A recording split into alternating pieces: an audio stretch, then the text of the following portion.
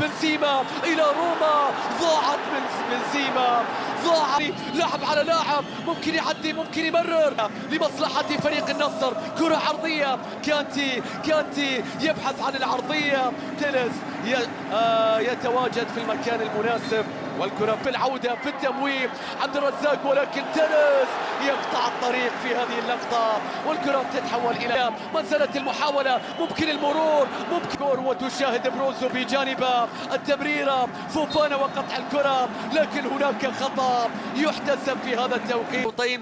وهنا نشاهد عبد الرحمن العبود اللاعب الذي شوف هذه اللقطة، عبد الرزاق حمد الله في مع لابورت وكرت أصفر في هذا التوقيت.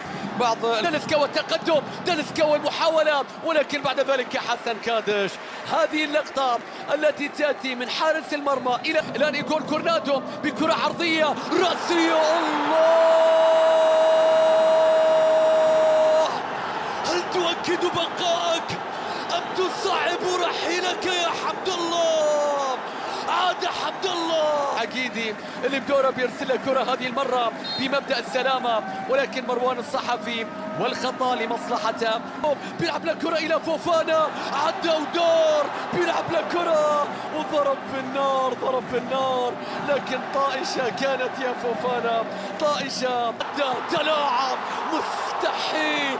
بنزيما يا رباه، تصدي الموسم، ضاع من هاتريك الموسم، عدى، بيلعب له كرة روما، الكرة ما زالت ولكن إلى خارج الملعب، الآن تحتسب إلى هوساوي، بيرسل له كرة، الله الله، بيلعب له كرة في مكان بنزيما، استلم، صواب، مستحيل يا كريم. هذه كرات تيلس يفكر في التسديد، في التسديد، نعم، كل الأظهرة تنتظر عرضياتها إلا تيلس. فوفانا خذ مكان، رونالدو خذ مكان، كرة ثابتة في أخطر مكان. يا